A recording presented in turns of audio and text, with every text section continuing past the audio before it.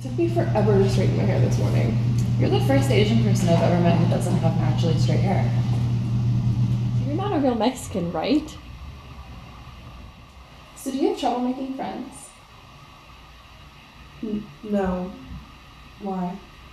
Well, because you're biracial. Why are you whispering? Estos comentarios no son una dramatización. Estas son cosas reales que la gente nos han dicho. Este es el tipo de interacción que nos dio inspiración para investigar los estereotipos culturales y cómo ellos afectan los latinos, específicamente los latinos multiculturales. Esto es lo que encontramos.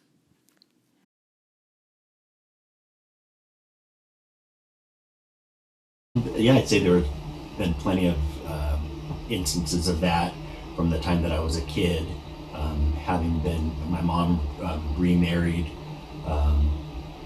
a white man when I was 3 years old, and so when they had kids, then I would get a lot of comments that, oh, they look so different, or you're so much darker, or things like that.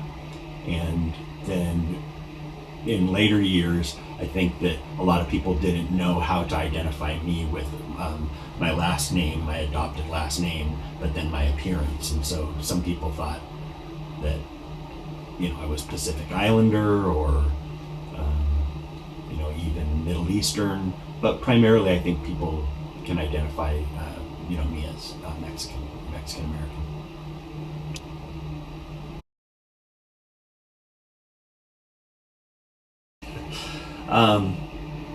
Well, I'm told that Spanish was my first language, and I was raised for the first couple of years with my mom in my grandparents' home, or spending a lot of time with my abuelita and abuelito.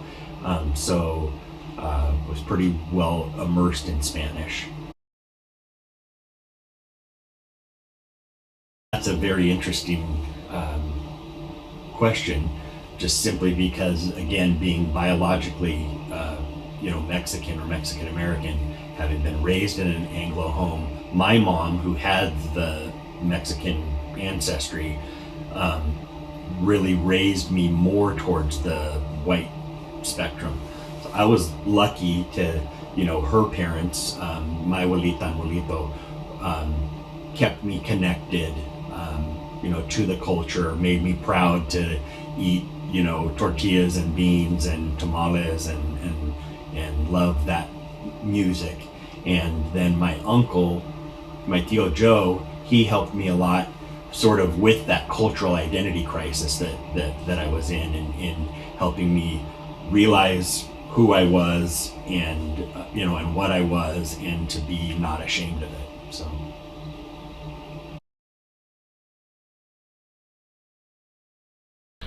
Una vez una persona me preguntó, so, can you jump pretty high?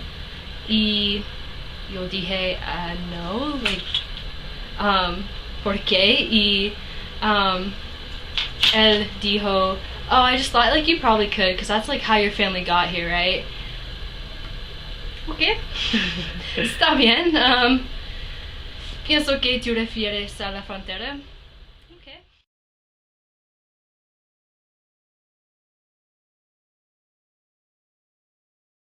Pienso que los estereotipos de culturas ocurren en ambos lados. Por ejemplo, mi familia de mi mamá, ellos piensan mi hermana y yo son muy exóticas. Okay. Y la familia de mi papá, ellos me llaman Cayota o Gringa, y mi hermana es la niña café, pero soy gringa. Es difícil.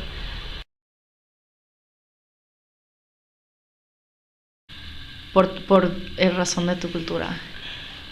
Una cosa racista que mis amigos me han dicho es cuando llamo a mi madre en español, me empiezan a hablar en gibberish. O sea que yo estoy hablando con mi mamá y luego ellos empiezan a a hacer ruidos como "blah, blah, blah, blah", y cosas así.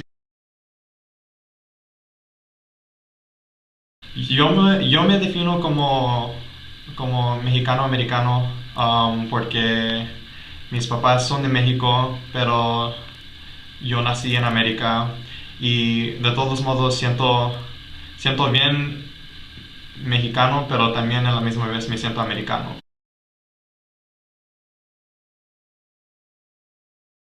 Yo creo que la única manera que podemos pelear contra cosas así es que desde cuando nace un niño, los tienes que enseñar desde niño, porque ya cuando son adultos ya es muy tarde y ya nunca van a aprender. Y luego ellos van a seguir enseñando a sus niños cosas así. Y por eso lo tienes que enseñar cuando son niños, no cuando son adultos. En conclusión, nosotros encontramos que los estereotipos pueden afectar la manera en que una persona se identifica culturalmente. Nosotros creemos que todos tienen el derecho de identificarse con cualquier cultura. Como una sociedad, ocupamos desvanecer estos estereotipos para poder vivir en alegría, sin importancia de nuestra identidad como cultura.